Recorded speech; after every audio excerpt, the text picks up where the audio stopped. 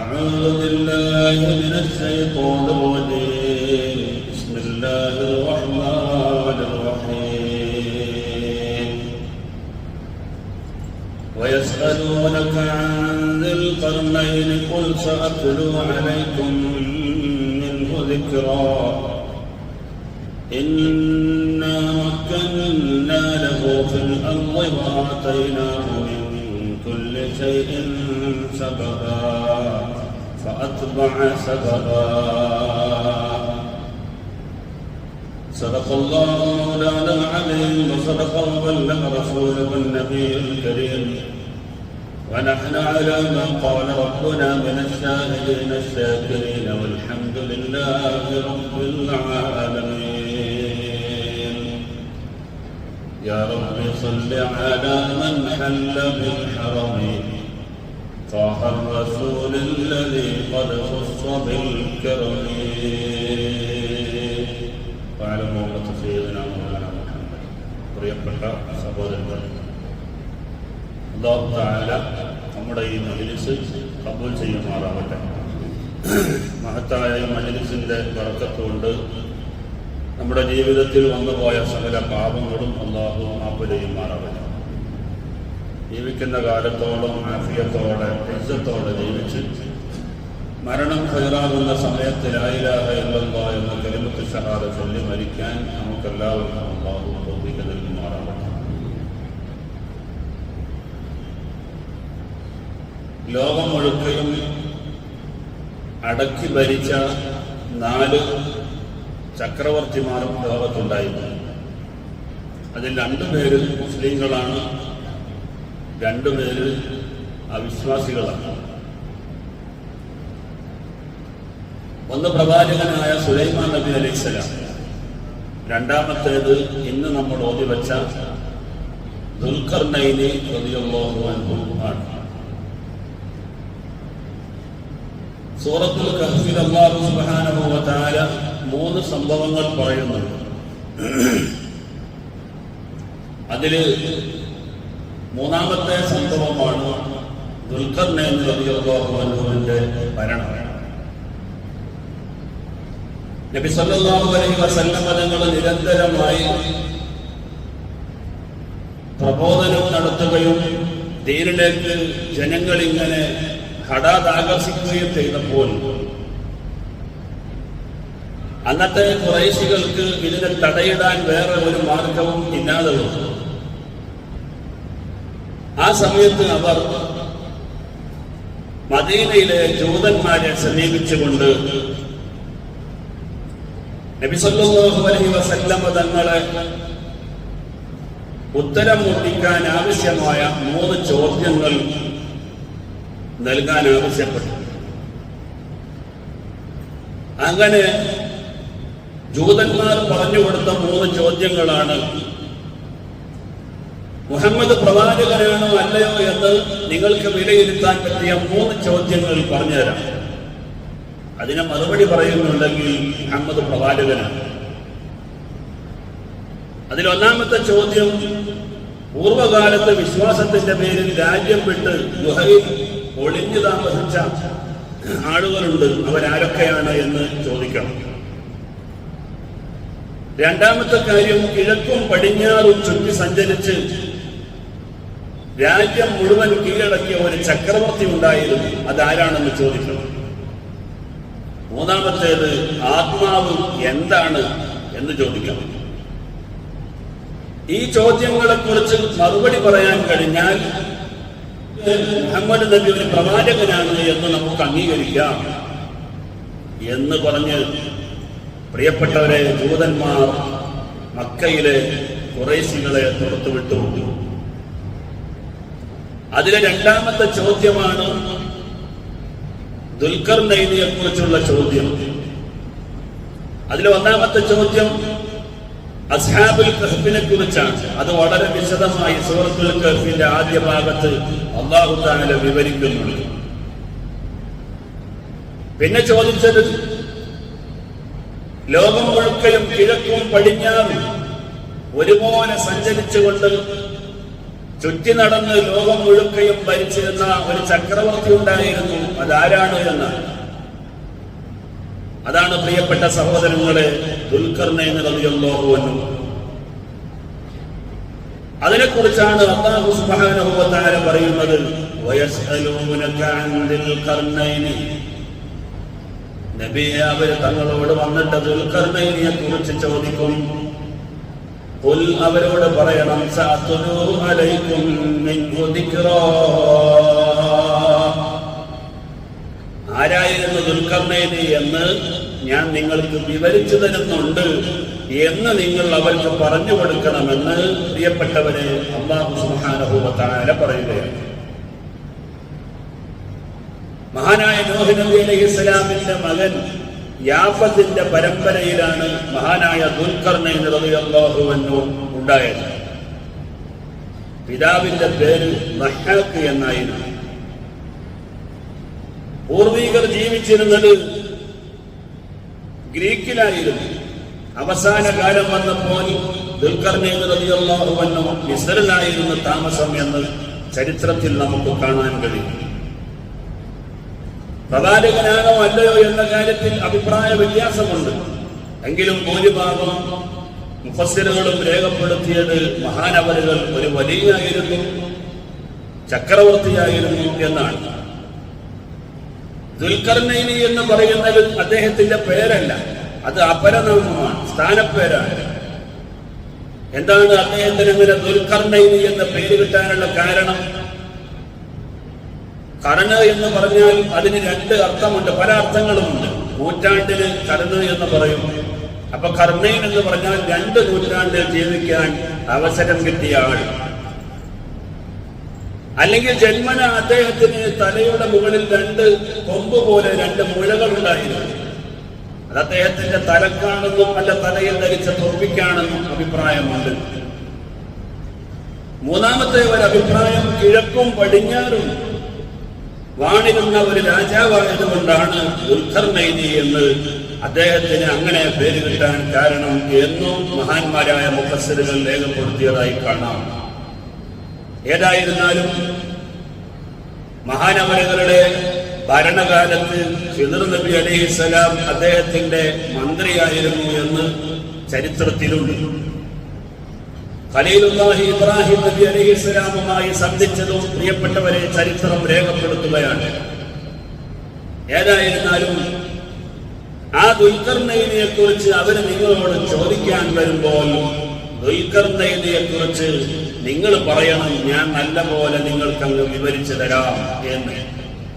അങ്ങനെ അല്ലാഹു സുബ്ഹാനഹു വ തആല ദുൽഖർനൈനിയുടെ ജീവിതത്തിലുണ്ടായ അനർഘ നിമിഷങ്ങളെ ഏതാനും ചില സൂക്തങ്ങളിലൂടെ സൂറത്തുൽ കഹ്ഫിന്റെ 83 മുതൽ 97 വരെയുള്ള സൂക്തങ്ങളിലൂടെ ദുൽഖർനൈനിയുമായി ബന്ധപ്പെട്ട പരാമർശങ്ങളാണ് അല്ലാഹു തആല നടത്തുന്നത്. മഹാനവരുകൾ പലയിടങ്ങളിലുമായി ഇങ്ങനെ യാത്ര ചെയ്തുകൊണ്ടിരിക്കുന്നു. അതിന് പടിഞ്ഞാറ് ഭാഗത്തേക്ക് അറ്റ്ലാന്റിക് സമുദ്രതീരത്തേക്ക് യാത്ര പോയ ഒരു സംഭവത്തെ കുറിച്ചാണ് അല്ലാഹു സുബ്ഹാനഹു വ തആല അടുത്ത ആയത്തിൽ പറയുന്നത്. ഹത്താ ഇദാ ബലഗ മഗ്രിബ ശംസി വജദഹാ തഗ്റുബു ഫീ ഐനിൻ ഹമിഅത്തിൻ വവജദ ഇൻദഹാ ഖൗമാ. സൂര്യൻ അസ്തമിക്കുന്ന സ്ഥലത്ത് മഹാനവരുകൾ എത്തിയപ്പോൾ അറ്റ്ലാന്റിക് സമുദ്രതീരത്തേക്ക് പോയപ്പോൾ കണ്ട കഥയാണ്.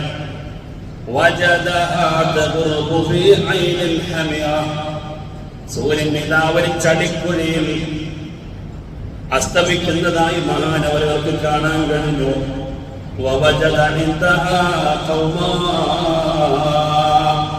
ആ സമുദ്രത്തിന്റെ തീരത്ത് ഒരു ജനത, ഒരു സമൂഹം വളരുന്നുണ്ടായി, ജീവിക്കുന്നുണ്ടായിരുന്നു. കൊല്ല് നമ്മൾ പറഞ്ഞു, യാദൽ കർണൈനി, ഓ ദുൽഖർനൈനി, ഇമ്മാ അൻ തുഅദ്ദിബ വ ഇമ്മാ അൻ തത്തഖിദ ഫീഹിം ഹുസ്നാ. നാട് മുഴുക്കയും ഇസ്ലാമിക പ്രബോധനവുമായി നടക്കുന്ന ഒരു സ്വാലിഹായ ഒരഭിപ്രായം അനുസരിച്ച് പ്രവാചകനായിരുന്ന അദ്ദേഹം ഇസ്ലാമിക പ്രബോധനവുമായി നടക്കുകയാണ്. അപ്പോൾ അല്ലാഹു സുബ്ഹാനഹു വ തആല ദുൽഖർനൈനി റളിയല്ലാഹു അൻഹുവിനോട് പറഞ്ഞു, യാദൽ ഖർനൈൻ, ദുൽഖർനൈനി, ഇമ്മാ അൻ തുഅദ്ദിബ് വ ഇമ്മാ അൻ തത്തഖിദ ഫീഹിം ഹുസ്നാ. നിങ്ങൾ ജനങ്ങളോട് ഇസ്ലാമിക പ്രബോധനം നടത്തി അവരെ തൗഹീദിലേക്ക് വിളിച്ചുകൊണ്ട് വരണം, അവർക്ക് നന്മ ഉപദേശിക്കണം. അവര് നിങ്ങളുടെ ഉപദേശം ഉൾക്കൊള്ളാൻ തയ്യാറാകുന്നില്ലെങ്കിൽ ഉടനെ നിങ്ങൾ ആക്ഷൻ എടുത്തേക്കണം. അല്ലെങ്കിലോ അവരെ ബന്ദികളായി സ്വീകരിച്ചിട്ട് നിങ്ങൾ വീട്ടിൽ കൊണ്ടുവരണം. എന്നിട്ട് അവർക്ക് നല്ല കാര്യങ്ങൾ പഠിപ്പിച്ച് ഹിദായത്തിലേക്ക് ക്ഷണിക്കണം. ഇതാണ് അല്ലെങ്കിൽ നല്ല കാര്യങ്ങൾ ചെയ്തു കൊടുക്കണം എന്ന് പറയുന്നത്. അല്ലാഹു സുബ്ഹാനഹു വ തആല മഹാനായ ദുൽഖർനൈൻ റളിയല്ലാഹു അൻഹുവിന് വളരെയേറെ സൗകര്യങ്ങൾ ചെയ്തു കൊടുത്തു. വിശുദ്ധമായ ഖുർആനിൽ അല്ലാഹു തആല പറയുന്നുണ്ട്, ഇന്നാ മക്കന്നാ ലഹു ഫിൽ അർദ് വആതൈനാഹു മിൻ കുല്ലി ശൈഇൻ സബബാ. ഭൂമിയിൽ നല്ല സൗകര്യം ചെയ്തു കൊടുത്ത ആളാണ് ദുൽഖർനൈനി. ഭൂമിയിൽ ഞാൻ ദുൽഖർനൈനിക്ക് നല്ല സൗകര്യങ്ങൾ ചെയ്തു കൊടുത്തു. മാത്രമല്ല വആതൈനാഹു മിൻ കുല്ലി ശൈഇൻ സബബാ, ഏതൊരു പ്രശ്നത്തിന്റെയും പരിഹാരം ഉടനടി ചെയ്യാനുള്ള സ്വാതന്ത്ര്യവും മഹാനായ ദുൽഖർനൈനിക്ക് ഞാൻ നൽകിയെന്ന് പ്രിയപ്പെട്ടവരെ അല്ലാഹു സുബ്ഹാനഹു വ തആല പറയുകയാണ്. അതുകൊണ്ട് മഹാനവരുകൾ ഉടനടിയായി കാര്യങ്ങൾക്ക് ആക്ഷൻ എടുക്കാനുള്ള ഒരു സ്വാതന്ത്ര്യം, ഒരു ശക്തി അല്ലാഹു സുബ്ഹാനഹു വ തആല നൽകിയിരുന്നു. ആരാണ് ദുൽഖർനൈനി എന്ന കാര്യത്തിൽ ചരിത്രകാരന്മാർ പല അഭിപ്രായങ്ങൾ രേഖപ്പെടുത്തിയതായി കാണാം. സിഡോണിയയിലെ അലക്സാണ്ടർ ചക്രവർത്തിയാണോ ഇത്, അതല്ല പേർഷ്യയിലെ സൈറസ് ചക്രവർത്തിയാണോ ഇത് എന്ന കാര്യത്തിൽ രണ്ട് അഭിപ്രായങ്ങൾ പ്രിയപ്പെട്ടവരെ മുഫസ്സിറുകൾ രേഖപ്പെടുത്തുകയാണ്. ഏതായിരുന്നാലും ദുൽഖർനൈനി ഇസ്ലാമിക പ്രബോധനത്തിന് പോകുന്ന നാടുകളിൽ അല്ലാഹുവിന്റെ തൗഹീദിലേക്ക് അവരെ വിളിച്ചു വരുത്തി. ഇൻഹും ലം യദ്ഖുലൂ ഫിൽ ഇഖ്റാരി ബിതൗഹീദില്ലാഹി, നിങ്ങളുടെ വാക്കും പ്രവൃത്തിയും അംഗീകരിച്ച് അല്ലാഹുവിനെ ഉൾക്കൊള്ളാൻ അവർ തയ്യാറായില്ല എങ്കിൽ ഇമ്മാ അൻ തുഅദ്ദിബ്, നിങ്ങൾ അവർക്കെതിരെ ആക്ഷൻ എടുക്കണം. ഇല്ലെങ്കിൽ വഇമ്മാ അൻ തത്തഖിദ ഫീഹിം ഹുസ്നാ, അവരെ ബന്ദികളായി സ്വീകരിക്കുക. ഇമാം ഖുർത്തുബി ഇമാം തബരി റളിയല്ലാഹു അൻഹു പറയുകയാണ്, ഇമ്മാ അൻ തഅസിറഹും ഇമ്മാ അൻ തഅസിറഹും ഫതുഅല്ലിമഹും അൽ-ഹുദാ വതുബസ്സിറുഹും അർ-റശാദ്. നിങ്ങൾ അംഗീകരിക്കാത്ത ആളുകളൊക്കെ ബന്ദികളാക്കി കൊണ്ടുവന്നിട്ട് അവർക്ക് ദീൻ പഠിപ്പിക്കുക, എഴുത്തും വായനയും പഠിപ്പിക്കുക, എന്നിട്ട് അവരെ തൗഹീദിലേക്ക് ക്ഷണിച്ചു വരുത്തുക. ഏതായിരുന്നാലും ആ പടിഞ്ഞാറ് ഭാഗത്തേക്ക് ഒരു ദിവസം പോയപ്പോൾ മഹാനവരുകൾ കണ്ട കാഴ്ചയാണ് വിശുദ്ധമായ ഖുർആൻ പറയുന്നത്. എന്നാൽ പ്രിയപ്പെട്ടവരെ, മഹാനവരുകൾ തുടരുന്നു, ഖാല അമ്മാ മൻ വലമ ഫസൗഫ നുഅദ്ദിബുഹു ثم يرد ഇലാ റബ്ബിഹി ഫയുഅദ്ദിബുഹു അദാബൻ നുക്റാ. തന്റെ പ്രജകളോട്, സമൂഹത്തോട് മുഴുവൻ അവരുകൾ പറഞ്ഞ കാര്യമായിരുന്നു, ആരാണ് അക്രമം ചെയ്ത് ജീവിക്കുന്നത് അവർക്ക് തക്കതായ ശിക്ഷ ഞാൻ നടപ്പിലാക്കും. മാത്രമല്ല പിന്നെ നിങ്ങൾ അല്ലാഹുവിലേക്ക് മടക്കി വിടും. അപ്പോൾ ഞാൻ നൽകുന്ന ശിക്ഷയേക്കാൾ വലിയ കാഠിന്യമായ ശിക്ഷ നിങ്ങൾ അനുഭവിക്കേണ്ടി വരും. മഹാനവരുകളുടെ പ്രബോധനത്തിന്റെ ശൈലിയാണ്. فله جزاء بالحسنى وسنقول له من أمرنا يسرا. അല്ലാഹുവിൽ വിശ്വസിച്ച് സുകൃതങ്ങൾ ചെയ്ത് ജീവിക്കുന്ന ആളുകൾക്കില്ലേ, അവർക്ക് നല്ല പ്രതിഫലം ഞാൻ നൽകുന്നതാണ്. മാത്രമല്ല വസനഖൂലു ലഹു മിൻ അംരിനാ യുസ്റാ, നമ്മുടെ കൽപ്പനയിൽ നിന്ന് നല്ല കാര്യങ്ങൾ മാത്രം നാം അവർക്ക് വിവരിച്ചു കൊടുക്കുമെന്ന് പ്രിയപ്പെട്ട സഹോദരങ്ങളെ അല്ലാഹു സുബ്ഹാനഹു വ തആല പറയുന്നു. അങ്ങനെ രാജ്യം മുഴുക്കയും ഭരിക്കുന്ന ഭരണാധികാരിയായ ദുൽഖർനൈനി ഞാനൊരു രാജാവാണ് എന്ന് പറഞ്ഞ് കൊട്ടാരത്തിലിരിക്കുകയല്ല, രാജ്യത്തുടനീളം ഇസ്ലാമിക പ്രബോധനവുമായി നടക്കുന്ന രംഗമാണ് വിശുദ്ധമായ ഖുർആൻ പറയുന്നത്. പിന്നെ അദ്ദേഹം മറ്റൊരു മാർഗത്തിൽ പ്രവേശിക്കുകയാണ്. അല്ലാഹു സുബ്ഹാനഹു വ തആല പറയുന്നു, പ്രിയപ്പെട്ടവരെ, പടിഞ്ഞാറ് ഭാഗത്തേക്ക് യാത്ര പോയതിനെ കുറിച്ചാണ് പറയുന്നത്. എന്നാൽ പിന്നീട് കിഴക്ക് ഭാഗത്തേക്ക് മഹാനവരുകൾ ഒരിക്കൽ യാത്ര പോയി. അതാണ് വിശുദ്ധമായ ഖുർആൻ പറയുന്നു, ഹത്താ ഇദാ ബലഗ മത്ലഅ അശ്-ശംസി വജദഹാ തത്ലഉ അലാ ഖൗമിൻ ലം നജ്അൽ ലഹും മിൻ ദൂനിഹാ സിത്റാ. സൂര്യൻ ഉദിക്കുന്ന ഭാഗത്തേക്ക് യാത്ര പോയപ്പോൾ കണ്ട കാഴ്ച എന്താ? ഒരു ജനതയുടെ തലക്കുമീത് സൂര്യൻ ഉദിക്കുന്നതായി അനുഭവപ്പെട്ടു.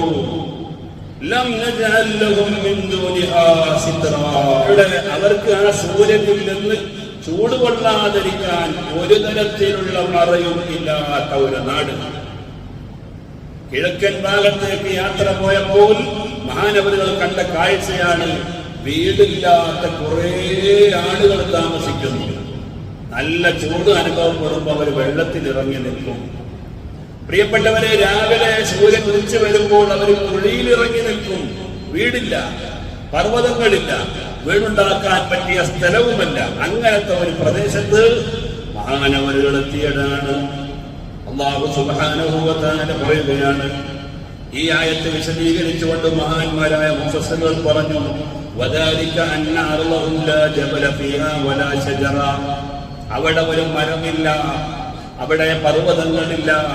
വലാ തഹ്തമിലു ബിനാഅൻ, വീടുണ്ടാക്കാൻ പര്യാപ്തവുമല്ല. ഫയസ്കുനുൽ ബുയൂത, എന്നാലല്ലേ ഒരു വീട്ടിൽ താമസിക്കാൻ പറ്റും. വഇന്നമാ യഖൂമുന ഫിൽ ഖിയാഹി ഔ യസ്റൂന ഫിൽ അസ്റാബ്. പ്രിയപ്പെട്ടവരെ, വെള്ളത്തിലും കുഴിയിലുമൊക്കെയായി ജീവിച്ച് നീങ്ങുന്ന ആ ഒരു ജനതയെ മഹാനവറുകൾക്ക് കാണാൻ കഴിഞ്ഞു. പിന്നെയും മഹാനവറുകളുടെ യാത്ര തുടരുകയാണ്. വിശുദ്ധമായ ഖുർആൻ പറയുന്നു, ഹത്താ ഇദാ ബലഗ ബൈന അസ്സദ്ദൈനി വജദ മിൻ ദൂനിഹിമാ ഖൗമൻ ലാ യകാദൂന യഫ്ഖഹൂന ഖൗലാ. പിന്നെയും മഹാനായ ദുൽഖർനൈൻ റളിയല്ലാഹു അൻഹു യാത്ര പോയപ്പോ രണ്ട് പർവ്വതത്തിന്റെ ഇടയിൽ എത്തിപ്പെട്ടു. വജദ മിൻ ദൂനിഹിമാ ഖൗമൻ, ആ രണ്ട് പർവ്വതത്തിന്റെ ഇടയിലും ഒരു വിഭാഗം ജനങ്ങൾ താമസിക്കുന്നു.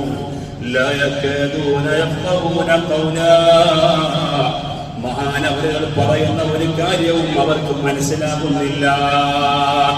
അങ്ങനത്തെ ഒരു ജനത. അവിടത്തേക്ക് പ്രബോധനം എത്തിയിട്ടില്ല, അവിടത്തേക്ക് ദീനെത്തിയിട്ടില്ല. പ്രിയപ്പെട്ടവരെ, ദുൽഖർനൈൻ റളിയല്ലാഹു അൻഹു പറയുന്ന കാര്യങ്ങളൊന്നും അവർക്ക് മനസ്സിലാകുന്നില്ല. അങ്ങനെയുള്ള ഒരു നാട്ടിലെത്തി. അപ്പോഴോ ആ നാട്ടുകാർ പറയുന്നു, ദുൽഖർനൈൻ എന്ന് പറയുന്ന രാജാവല്ലേ നമ്മുടെ നാട്ടിലേക്ക് വന്നിട്ടുള്ളത്, അതുകൊണ്ട് രാജാവിനോട് നേരിട്ടൊരു നിവേദനം കൊടുക്കുകയാണ്. യാ ദുൽഖർനൈൻ, ഇന്ന യഅജൂജ വമഅജൂജ മുഫ്സിദൂന ഫിൽ അർദി ഫഹൽ നജഅലു ലക ഖർജൻ അലാ അൻ തജഅല ബൈനനാ വബൈനഹും സദ്ദാ. ഓ മഹാരാജാവേ, ഇക്കാണുന്ന രണ്ട് പർവ്വതങ്ങളില്ലേ, ഈ രണ്ട് പർവ്വതത്തിന്റെ ഇടയിലാണ് അവർ താമസിക്കുന്നത്. വലതുഭാഗത്തിന് പർവ്വതം, ഇടതുഭാഗത്തിന് പർവ്വതം. ഈ പർവ്വതത്തിന്റെ ഈ ഭാഗത്തേക്ക് അവർ താമസിക്കുന്നു. അവർ പറയുകയാണ്, ഈ രണ്ട് പർവ്വതത്തിന്റെ അപ്പുറത്ത് കുറച്ച് ആളുകൾ താമസിക്കുന്നുണ്ട്. അവര് വലിയ കുഴപ്പക്കാരാണ്, അവർ കിരാതരാണ്, നരഭോജികളാണ്. മലകളുടെ ഇടയിലൂടെ അവർ വന്ന് ഞങ്ങളിൽ നിന്ന് പലരെയും പിടിച്ചു കൊണ്ടുപോവുകയും അതുപോലെ പച്ചയായി മനുഷ്യരെ ഭക്ഷിക്കുകയും ചെയ്യുന്ന ഒരു വിഭാഗം ആളുകൾ അവിടെയുണ്ട്.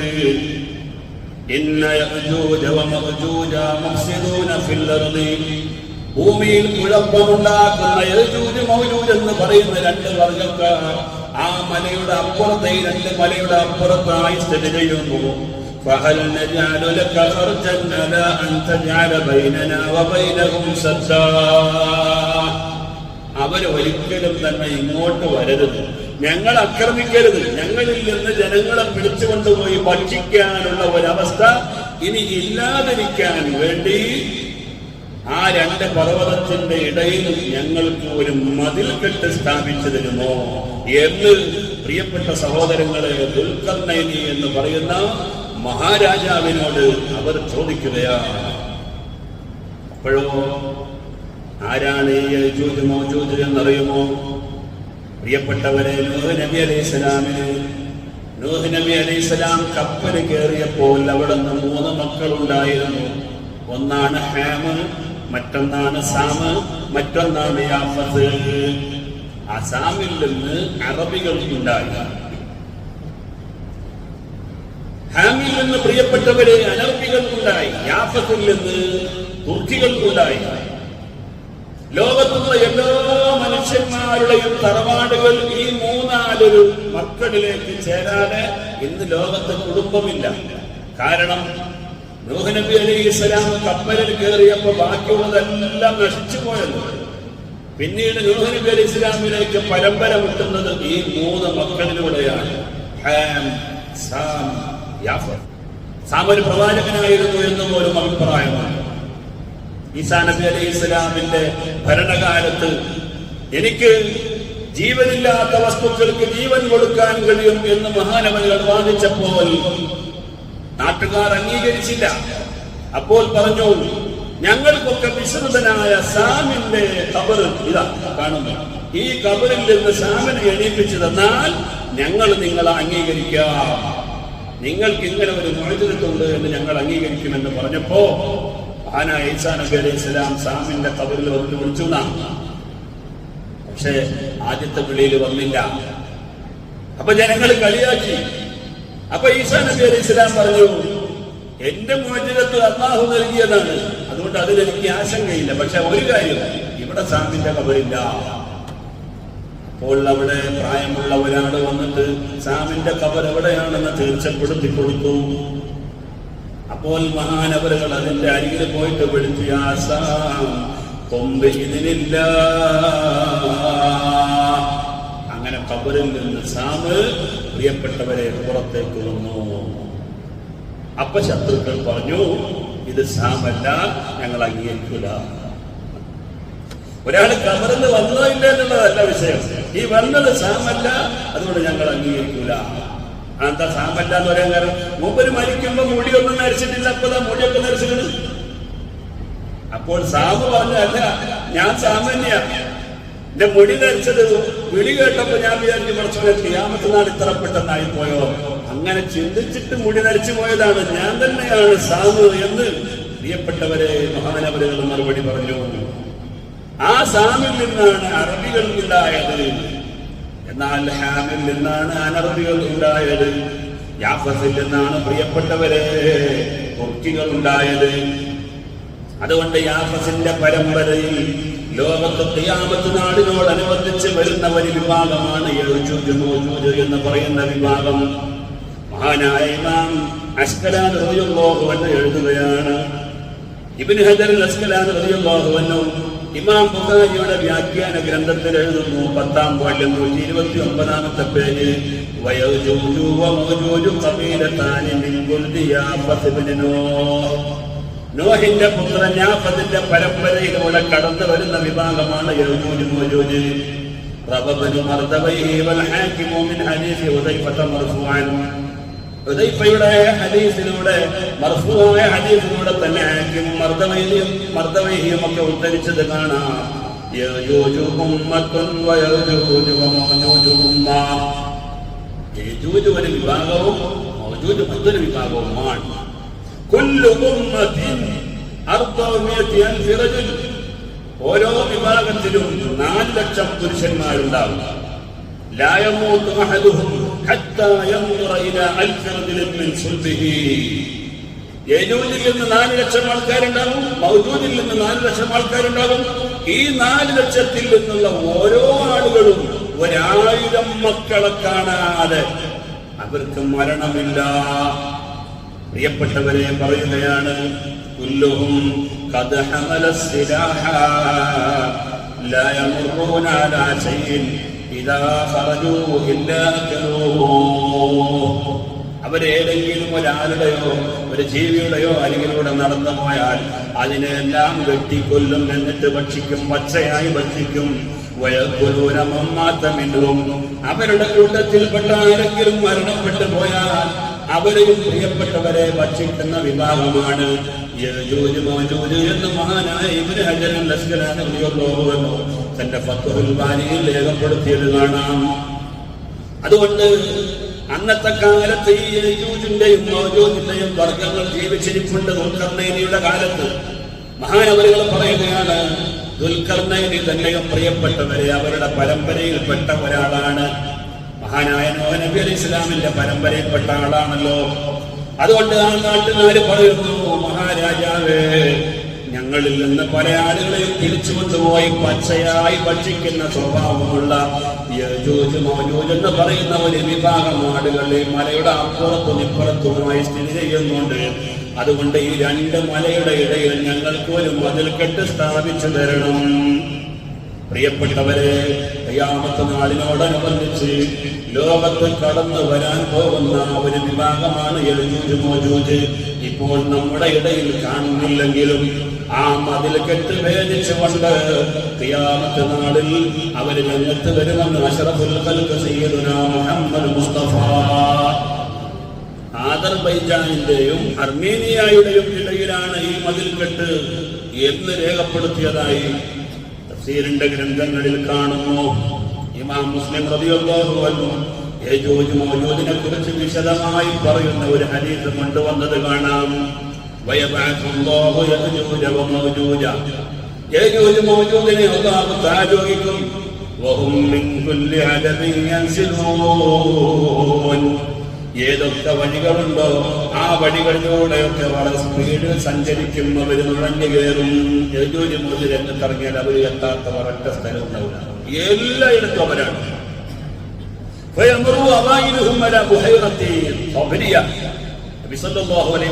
തങ്ങൾ പറയുന്നു, ഇമാം മുസ്ലിം റളിയല്ലാഹു അൻഹു റിപ്പോർട്ട് ചെയ്യുന്നു, യജൂജ് മഅജൂജിന്റെ ആദ്യത്തെ സംഘം ഇവിടെ പുറത്തിറങ്ങിയാൽ ഖബരിയ എന്ന് പറയുന്ന സ്ഥലത്തുള്ള അതിന്റെ അരികിലൂടെ നടന്നു പോകുമ്പോ ആ തടാകത്തിലുള്ള വെള്ളം മുഴുവനായി അവര് കുടിക്കും. എന്നിട്ടോ അവസാനത്തെ സംഘം വരുമ്പോ ഈ തടാകം വറ്റി വരണ്ട് കിടക്കുമ്പോൾ അവർ പറഞ്ഞു പോകും, പണ്ട് ഇതില് വെള്ളമുണ്ടായിരുന്നല്ലോ, ഇപ്പൊ വെള്ളമില്ല. അത് ഒന്നാമത്തെ സംഘം കുടിച്ചു നിർത്തും. നബി സല്ലല്ലാഹു അലൈഹി വസല്ലം തങ്ങൾ പറയുന്നു, ഇവരുടെ പരാക്രമം കൊണ്ട് ഈസാ നബി അലൈഹിസ്സലാമും അനുയായികളും അവരെ തടഞ്ഞു വെക്കും, അവർക്കെതിരെ ഉപരോധം ഏർപ്പെടുത്തും. അങ്ങനെ അവർക്കൊന്നും കിട്ടാതെ അവർ ഉപരോധത്തിലായിട്ട്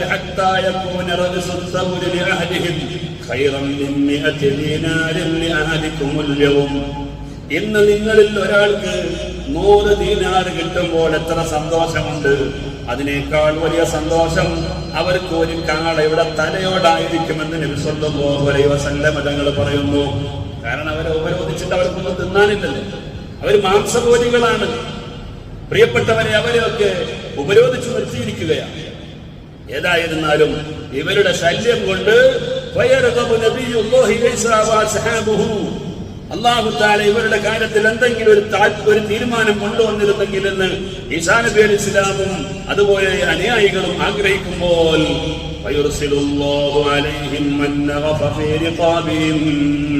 അവരുടെ പിരടികളെ കേന്ദ്രീകരിച്ച് ഒരു തരം പുഴുക്കളെ അല്ലാഹു തആല പറഞ്ഞു വിടും.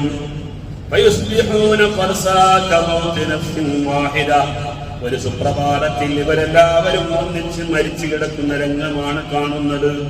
അപ്പോഴോ മഹാനായ ഈസാ നബി അലൈഹിസ്സലാമും അനുയായികളും ഭൂമിയിലേക്ക് ഇറങ്ങി വരും. ഭൂമിയിലേക്ക് ഇറങ്ങി വരുമ്പോൾ ഈ പുഴുക്കളും അവരുടെ ദുർഗന്ധവുമില്ലാത്ത ഒരൊറ്റ ഭൂമിയും കാണാൻ സാധ്യമല്ല. ഭൂമിയിലെ ഒരു ചാണ് പോലും.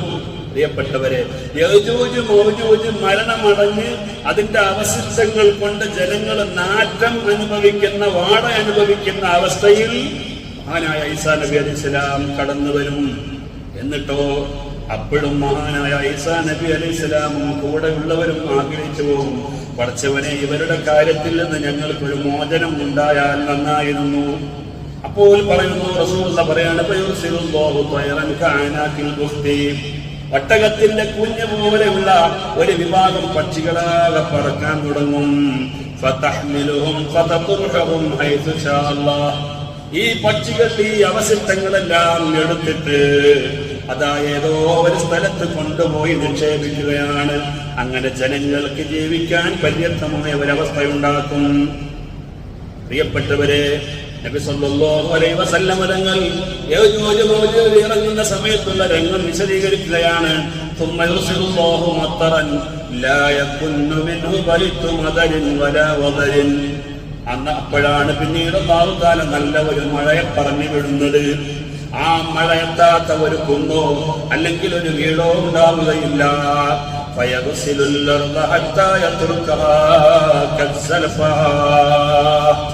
ആ മഴ അങ്ങ് അടിച്ചു വീശി നല്ല പോലെ അങ്ങ് പെഴുതിറങ്ങി വെള്ളം അങ്ങ് ഒലിച്ചു പോകുമ്പോ കണ്ണാടി ചില്ല് പോലെ, പ്രിയപ്പെട്ടവരെ, ഭൂമി അങ്ങ് നല്ല പോലെ വൃത്തിയായി മാറും.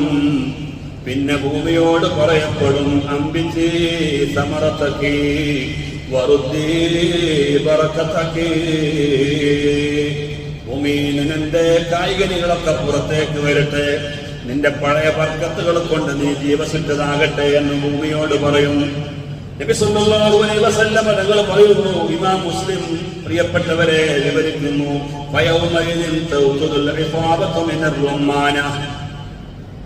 അന്ന് ഒരു സംഘമാളുകൾ ഒരു റുമാനിൽ നിന്ന് പോലും ഭക്ഷിക്കുന്ന അവസ്ഥയുണ്ടാവും. കാരണം അത്രയും ബർക്കത്താണ്.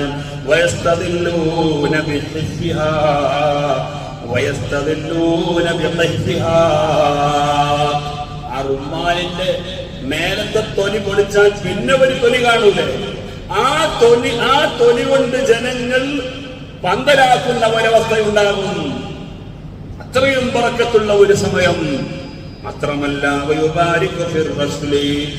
റസൂലുള്ളാഹി തങ്ങൾ പറയുന്നു, അവർക്കുള്ള പാലില്ലേ, ആ പാലിൽ പോലും വലിയ ബർക്കത്താണ്.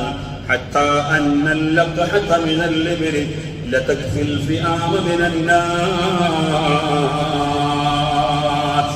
ഒരു ഒട്ടകത്തിന്റെ അകിട് കടന്നെടുത്താൽ തന്നെ കുറെ ആളുകൾക്ക് പാൽ കുടിക്കാൻ മാത്രം ഉണ്ടാകും. വല്ലഖഹത മിനൽ ബഖരി ലതക്ഫിൽ ഖബീലത മിനന്നാസ്. ഒരു പശുവിന്റെ പാല് കറന്നെടുക്കുമ്പോൾ ആ നാട്ടിലെ മൊത്തം ആളുകൾക്ക് കുടിക്കാൻ മാത്രം പാല് പ്രിയപ്പെട്ടവരെ അല്ലാഹു തആല നൽകും. മാത്രമല്ല, വല്ലഖഹത മിനൽ ഗനമി ലതക്ഫിൽ ഫഖദ മിനന്നാസ് ലതക്ഫിൽ ഫഖദ മിനന്നാസ്. ഒരു ആടിനെ കറക്കുമ്പോൾ ഒരു കുടുംബത്തിന് മൊത്തമായി കുടിക്കാൻ മാത്രമുള്ള പാല് പ്രിയപ്പെട്ടവരെ ആട്ടിൻപറ്റങ്ങളിൽ നിന്ന് കിട്ടുന്ന സമയമായിരിക്കും.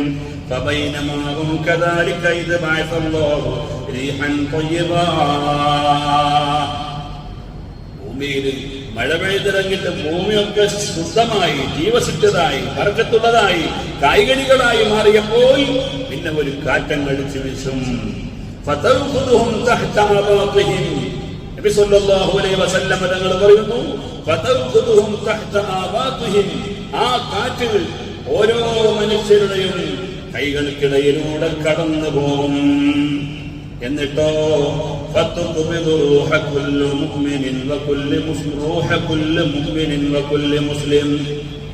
ആ ഒരു കാറ്റ് അടിച്ചു വീശിയാൽ പിന്നെ ലോകത്തുള്ള മുഴുവൻ മുഅ്മിനീങ്ങളും മരണപ്പെടും.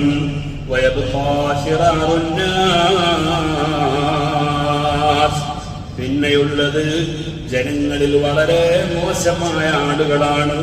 എങ്ങനെയാണ് അവരുടെ അവസ്ഥ എന്നറിയോ? നബി സല്ലല്ലാഹു അലൈഹി വസല്ലം തങ്ങൾ പറയുന്നു, യതഹാറജൂന ഫീഹാ തഹാറുദൽ ഹുമുരി.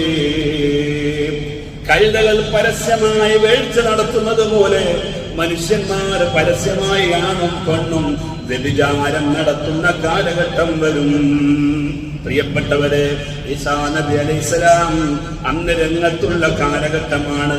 യജൂജ് മൗജൂജുകളെ മൊത്തമായി കൊന്നു ഭൂമിയെല്ലാം നിലം പരിശാക്കി നല്ല നിലയിൽ ജീവസുറ്റതാക്കി മാറ്റിയിട്ട് മുഅ്മിനീങ്ങളായ ആളുകളൊക്കെയും മരണപ്പെട്ടു പോയാൽ പിന്നീടുള്ളത് വളരെ വൃത്തികെട്ട ജനങ്ങളാണ്. അന്നാണ് ഖിയാമത്ത് നാൾ സംഭവിക്കുകയെന്ന് അഷ്റഫുൽ ഖൽഖ് സയ്യിദുനാ മുഹമ്മദ് മുസ്തഫ. ഈ യജൂജ് മൗജൂജിന്റെ തറവാട്ടുകാരാണ്, ആദ്യകാലക്കാരാണ് ഈ കാണുന്ന പർവ്വതത്തിന്റെ അപ്പുറത്ത് താമസിക്കുന്നത്. അതുകൊണ്ട് ആ പർവ്വതത്തിന്റെ ഉൾഭാഗത്തിലൂടെ ഞങ്ങളിലേക്ക് കടന്നു വന്നിട്ട് ഞങ്ങളിൽ നിന്ന് മനുഷ്യരെ പിടിച്ചുകൊണ്ടുപോകുമ്പോ ഞങ്ങൾക്കത് സഹിക്കാൻ കഴിയുന്നില്ല. അതുകൊണ്ട് മഹാരാജാവേ, ഈ രണ്ട് പർവ്വതത്തിന്റെ ഇടയിൽ ഒരു ഭിത്തി കെട്ടണം. ദുൽഖർനൈനിയോട് പറയുകയാണ്. ദുൽഖർനൈൻ റളിയല്ലാഹു പറഞ്ഞു, ആതൂനി സുബ്റൽ ഹദീദ്, എന്നാ പിന്നെ ഒരു കാര്യം ചെയ്യും, നിങ്ങളുടെ ഇരുമ്പിന്റെ പലക കൊണ്ടുവരും. ഹത്താ ഇദാ സാവാ ബൈന الصدفين قال انظروا حتى إذا جعله نارا قال آتوني أفرغ عليه قطرا. പ്രിയപ്പെട്ടവരെ, മഹാനായ ദുൽഖർനൈൻ റളിയല്ലാഹു അൻഹുവിനോട് പറയുകയാണ്, യജൂജ് മൗജൂജിന്റെ ശല്യം കൊണ്ട് ഞങ്ങൾക്ക് ഇതിനിടയിൽ ഒരു ഭിത്തി കെട്ടിത്തരണമെന്ന് പറഞ്ഞപ്പോ മഹാനവറുകളോട് പറയുന്നു, അതിന് വേണ്ട വേതനം ഞങ്ങൾ നിങ്ങൾക്ക് തരാം. അതിന് കെട്ടാൻ എന്താ ആവശ്യം, ചെലവ് വരിക, അത് ഞങ്ങൾ നിങ്ങൾക്ക് തന്നേക്കാം. മഹാനവരോട് പറഞ്ഞു, അല്ല, അള്ളാഹു എനിക്ക് തന്ന സ്വത്തുണ്ടല്ലോ അത് തന്നെ ധാരാളം, നിങ്ങളുടെ ക്യാഷൊന്നും വേണ്ട, പക്ഷെ നിങ്ങൾ എന്നെ സഹായിക്കണം, നിങ്ങൾ സംഘടിതമായി നിങ്ങൾ എല്ലാവരും കൂടി എന്നെ സഹായിക്കണമെന്ന് പറഞ്ഞിട്ട് പ്രിയപ്പെട്ടവരെ, മഹാനവരുകൾ അവരുടെ സഹായം ആവശ്യപ്പെടുന്നു. സാമ്പത്തികമായ സഹായമല്ല, ശാരീരികമായ പിന്തുണ. അങ്ങനെ മഹാനവരുകൾ പറഞ്ഞു, ആതൂനി സുബ്റൽ ഹദീദ്, നിങ്ങൾ ഇരുമ്പിന്റെ പലക കൊണ്ടുവരണം. ഹത്താ ഇദാ സാവാ ബൈന الصدفين قال انفخوا. ആ പർവ്വതം മുതൽ ഈ പർവ്വതം വരെ പലക ഇങ്ങനെ വെച്ച് വെച്ച് വെച്ച് വെച്ച് വെച്ച് ബെൻഡ് ചെയ്തിട്ട് പ്രിയപ്പെട്ടവരെ അത് അടച്ചു. അങ്ങനെ മുഫസ്സിറുകൾ പറയുന്നുണ്ട്, രണ്ട് ഭാഗത്തായിട്ട് ഇങ്ങനെ പലക വെച്ചുകൊണ്ട് അടച്ചു. എന്നിട്ട് അതിന്റെ ഇടയിലൂടെ മഹാനവരുകൾ പറഞ്ഞു, നിങ്ങൾ തീ കത്തിക്കാൻ പറഞ്ഞു. അതിന്റെ അപ്പുറത്തും ഇപ്പുറത്തും തീ കത്തിക്കാൻ പറഞ്ഞു. കാലം അങ്ങനെ ഈ ഇരുമ്പ് തന്നെ ഒരു തീകട്ടയായി മാറിയപ്പോൾ മഹാനവരുകൾ പറഞ്ഞു,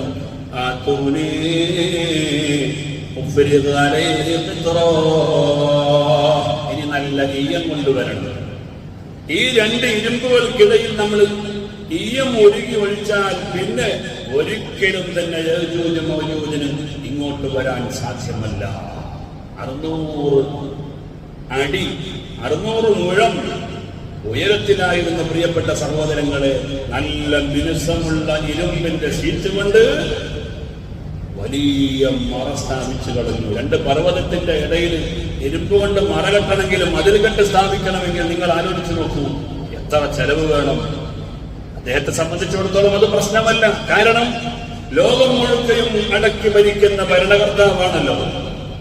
അതുകൊണ്ട് മഹാനവരുകൾക്ക് മനുഷ്യരെ പോലെ ജിന്നുകളായ ഒരുപാട് ആളുകൾ സഹായികളായിട്ടുണ്ടായിരുന്നു. അവരെല്ലാം ഉപയോഗപ്പെടുത്തി പ്രിയപ്പെട്ടവരെ വലിയ മതിൽ കെട്ട് സ്ഥാപിച്ചു. അതിനുശേഷം മഹാനവരുകൾ പറഞ്ഞു,